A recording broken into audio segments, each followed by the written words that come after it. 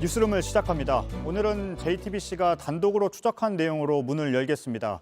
지금 방역 지침으론 가족이라고 해도 주소가 다르면 5명 이상은 모이면 안 됩니다. 그런데 이 지침을 대놓고 어기는 듯한 현장을 취재했습니다. 어제 저녁 경기도의 한 골프장 건물입니다. 언뜻 봐도 10명이 넘게 모여 식사를 즐기고 있습니다. 누가 있는지 더 자세히 보겠습니다. 코오롱 그룹의 이웅렬 전 회장이 보입니다. 바로 현장 속으로 들어가 보겠습니다. 먼저 홍지용 기자입니다. 경기 고양시의 한 골프장입니다.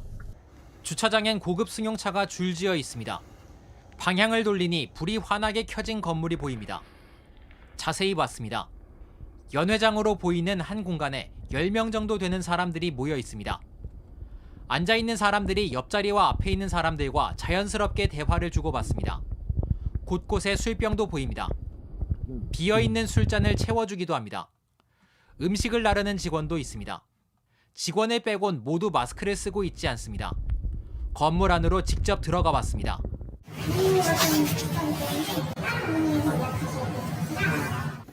2층으로 올라가니 대화 소리가 들리기 시작합니다.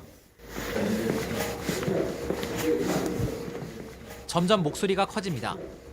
건물 밖에서 봤던 그 연 회장입니다. 문이 열려 있고 여러 사람들이 식사 중입니다. 하나로 연결된 테이블에 칸막이는 없습니다. 테이블 중앙에 흰색 옷을 입고 있는 남성, 코오롱 그룹의 이웅렬 전 회장입니다.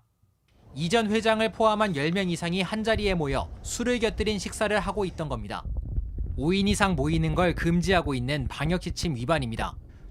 취재진은 입장을 듣기 위해 좀 더 기다려보려 했습니다. 하지만 곧바로 나타난 골프장 관계자는 취재진을 건물 밖으로 내보냅니다. 건물 밖에서도 제지는 계속됐습니다. JTBC는 이후에도 이 전 회장의 입장을 듣기 위해 여러 차례 연락을 시도했습니다. 이 전 회장 자택으로 추정되는 곳도 찾아갔습니다. 회장님 지금 아예 안 계세요? 네, 안 계세요. 혹시 저희 취재 관련해서 입장 여쭈러 왔는데 코오롱 측 역시 답변을 피했습니다. 개인적인 일이어가지고 저희는 알 수 없는 일이다. 사적 모임이라는 말씀이시죠? 네, 그렇죠. 이 전 회장 측은 어떠한 입장도 내놓지 않았습니다. JTBC 홍지용입니다. 지자체의 대응 방식도 짚고 가야겠습니다. 구청의 단속반은 신고를 받고도 정확하게 75분이 지나서야 현장에 도착했습니다. 이미 대부분 자리를 떠나서 현장이라고 부르기도 애매할 때였습니다. 이어서 어환희 기자입니다. 고양시 덕양구청 단속반이 현장에 도착한 건 어제 저녁 7시 45분쯤입니다. 신고를 받고 1시간이 훌쩍 지난 때입니다. 이웅렬 전 회장을 비롯해 참석자 대부분이 이미 현장을 떠난 뒤였습니다. 거기 갔더니 드시는 분이 2분 계셨다고 그러고 그다음에 서빙하시는 분 1분, 관리하시는 분 1분 이렇게 계셨다고 하시죠. 대응이 늦은 이유를 취재했습니다. 출발부터 늦었습니다. 6시 30분에 방지실 민원 접수를 하셨고 7시 15분 정도 출발을 하신 것 같아요. 늦은 이유를 묻자 신고받은 골프장 내 식당의 성격을 알아보느라 늦었다고 합니다. 체육시설인지 음식점인지 체육시설 내에 있는 거다 보니까 이제 좀 알아보시다가 나중에 아마 이제 음식점이 맞다고 해서. 하지만 정부 방역 지침이 5인 이상 집합 금지를 정한 만큼 장소의 성격은 크게 중요치 않습니다. 또 JTBC가 입수한 고양시청 내부 지침에 따르면 5명 이상 사적 모임 위반의 경우 해산했더라도 증거 자료를 수집하도록 하고 있습니다. 하지만 구청 측은 아무런 확인을 하지 않았습니다. CCTV도 방문자 명부도 확인하지 않은 겁니다. 취재가 시작되자 구청 측은 오늘 다시 현장을 찾아 증거 확보에 나섰습니다. 구청 관계자는 골프장 측이 조사에 협조를 하지 않고 있다며 참석자뿐 아니라 골프장도 책임을 물을지 검토 중이라고 밝혔습니다. JTBC 어환입니다. 그렇다면 도대체 어떤 모임을 했던 건지 들어봤습니다. 최근의 경제 상황을 얘기하는 경제 포럼이었다는 주장이 나왔습니다. 자리에 있던 사람들이 알고 있는지 모르겠지만 지금 경제 상황이 안 좋은 가장 큰 이유는 바로 코로나19 때문입니다.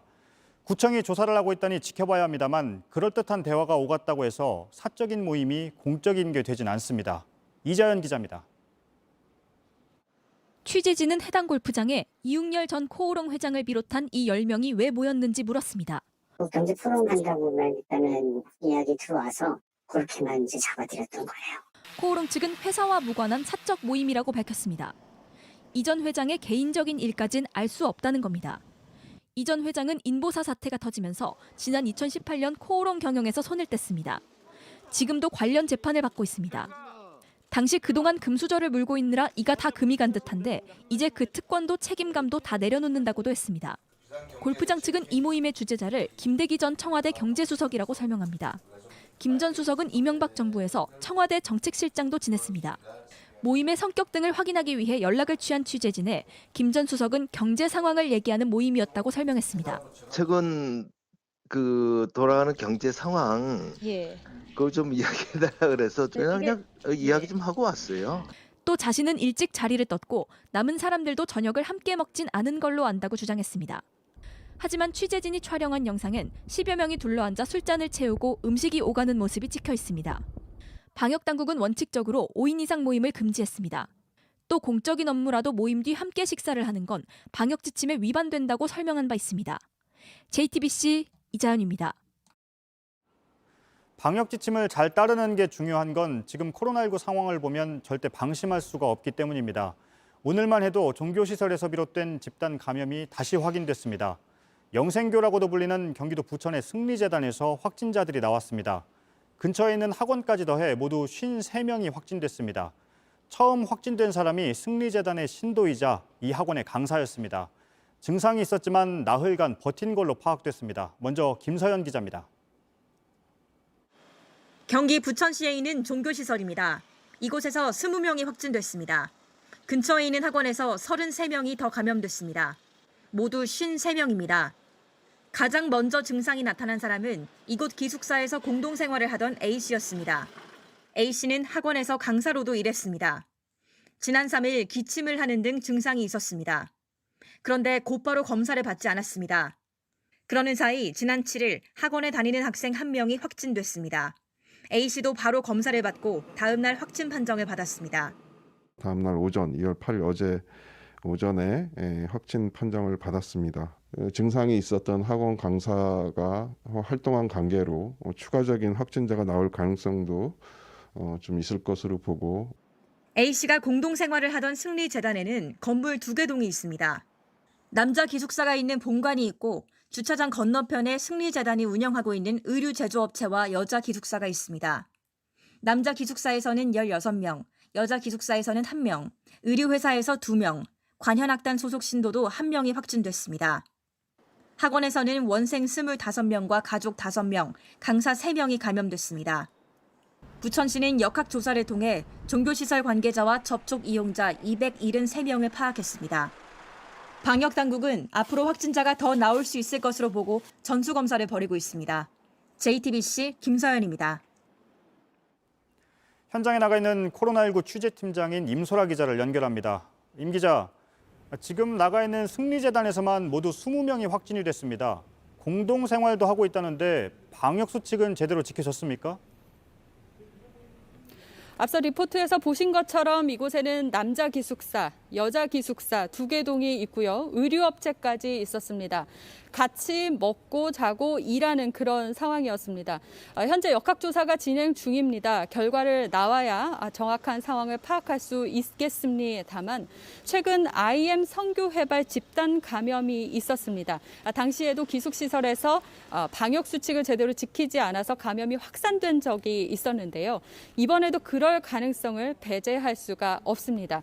그리고 이곳 기숙사에서 생활하던 강사 1명이 다니던 학원의 학생 2명이 확진됐고요. 이 학원 학생들이 또 다른 학원에 다닌 것으로 파악이 되면서 감염자 수가 더 늘어날 가능성이 커 보입니다. 네, 주변의 주민들은 어떻게 말하고 있습니까? 네, 조금 전 도착해서 주민들을 만나봤습니다. 주민들은 불안해했습니다. 평소에도 10여 명이 한 번에 몰려다닐 때가 있었다. 그리고 당장 근처에서 이런 일이 벌어지니까 나도 어떻게 될지 몰라서 상당히 불안하다라고 불안감을 호소하는 주민들이 있었습니다. 특히 일부 주민들은 마스크를 쓰지 않은 신도들도 봤다고 이야기를 했습니다. 네, 기숙사에서 공동 생활을 하는 신도들이 주로 감염이 됐다면서요. 기숙사엔 몇 명 정도가 생활을 하고 있습니까? 네, 남자 기숙사에는 21명, 그리고 여자 기숙사에는 16명이 지내고 있는 걸로 알려졌습니다. 남자 기숙사에서만 16명의 확진자가 나왔으니까 70% 이상이 확진된 거고요. 여자 기숙사에서는 1명의 확진자가 나왔습니다. 이 시설에서 운영하고 있는 의료업체도 있었는데 이곳에서는 38명이 35명이 일하고 있었고요. 그중에서 2명이 확진됐습니다. 승리재단 시설 이용자는 모두 139명이고요. 이 중 신도는 기숙사 입소자를 포함해서 37명, 그리고 104명, 의료업체인 직원 등은 35명으로 파악이 되고 있습니다. 지금 수도권 기준으로 종교시설의 경우에는 좌석의 10% 이내에서만 대면 예배를 볼 수가 있습니다. 그런 수칙들은 지켜졌습니까? 앞서 대면 예배 금지 기간에는 부천시 설명에 따르면 이런 수칙을 지켰다고 했습니다. 그런데 최근에 비대면 예배 수칙이 조금 풀리지 않았습니까? 그러면서 소규모 예배를 한 걸로 파악이 되고 있습니다. 다만 종교시설 말고 기숙시설은 근린시설로 등록이 돼 있는데요. 함께 밥을 먹고 잠을 자는 시설인데 이 부분에 대해서는 부천시 방역당국이 조사를 하고 있습니다. IM 성교회 사태 때처럼 기숙시설과 같은 방역수칙이 적용되지 않았다면 규정을 잘 지키지 않았을 가능성이 있습니다. 네, 한 가지만 더 질문을 하죠. 그런데 승리재단은 어떤 곳입니까?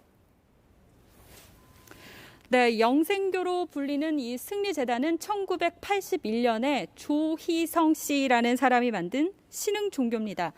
기존의 기독교 세계관을 거부하고요. 자신이 천상천하의 하나님이라고 주장하기도 했습니다. 조 씨는 2004년에 숨졌습니다. 그렇지만 지금도 이 시설 1층에서는 조희성 씨의 사진이 곳곳에 걸려 있는 걸 확인할 수 있습니다. 네, 잘 들었습니다. 임소라 기자였습니다. 춤을 추는 무도장에서도 집단 감염이 확인됐습니다. 일주일도 안 돼서 관련 확진자가 18명이나 나왔습니다. 같이 춤을 춘 뒤에 같은 층에 있는 식당에서 음료를 마신 걸로 나타났습니다. 출입자 명단도 제대로 관리가 안 돼서 지금 누가 드나들었는지 정확하게 파악이 안 되고 있습니다. 최승훈 기자입니다. 빈 옷걸이가 보입니다. 장식용 조명도 달려 있습니다. 문은 닫혀 있습니다. 경기 고양시에 있는 무도장입니다. 지난 3일 이곳을 다녀간 사람이 처음 확진됐습니다. 이후 이곳에 왔던 다른 사람들과 그 가족까지 17명이 더 감염됐습니다. 이용자들은 춤을 추다 나와서 같은 층 식당에 들어가 음료를 마셨습니다. 방역 지침상 실내 체육시설에선 음식을 먹을 수 없는데요. 식당을 함께 이용하면서 이런 지침이 무색해졌습니다. 막걸리도 먹고 뭐 소주도 먹고 안주도 먹고 오히려 술 먹고 좋아하는 시간 더 많네. 문제는 누가 다녀가는지 전부 확인하기 어렵다는 겁니다. 출입자 명단을 반드시 써야 하지만 그러지 않았습니다. 신용카드로 추적하는 것도 불가능합니다. 입장료를 현금으로만 받았기 때문입니다.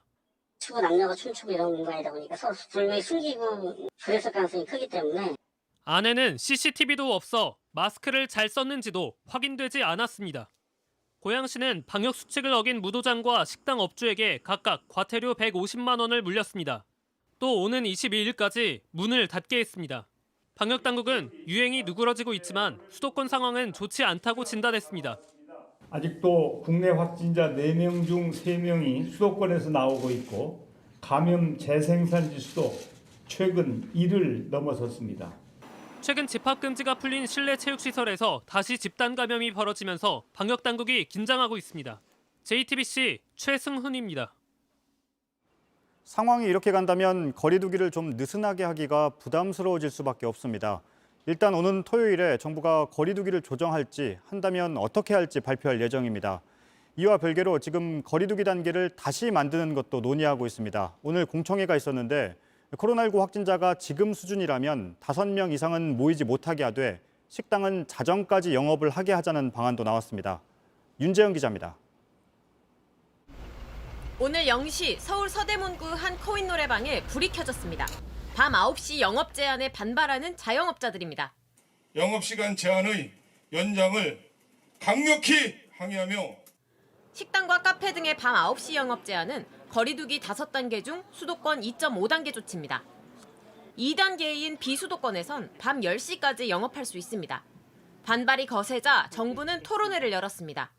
논의된 안은 지금의 5단계를 1, 2, 3, 3단계로 줄이는 겁니다. 하루 평균 확진자 수와 감염 재생산 지수 등이 기준이고 기준 하나만 충족해도 단계를 올려야 합니다. 다만 내릴 때는 모든 기준을 충족해야 합니다. 단계별로 사적 모임 금지 조치는 엄격합니다. 1단계에서도 10명 이상 모여선 안 됩니다. 하지만 업종별 밤 9시 영업 제한은 3단계처럼 상황이 심각할 때만 적용됩니다. 이 기준에 따르면 지금은 2단계에 해당합니다. 5인 이상 모임 금지는 유지되지만 식당과 카페 등은 방역 수칙을 제대로 지킨다면 자정까지 문을 열 수 있습니다. 사적 모임 규모를 우리가 지금 5인 미만으로 잡고 있는데 이렇게 하는 방법이 결국에는 직접적으로 접촉을 줄이는 가장 좋은 방법인 것 같습니다. 방역당국은 이번 토론을 바탕으로 설 연휴가 지난 뒤 거리두기 체계를 어떻게 바꿀지 본격 검토합니다. JTBC 윤재영입니다.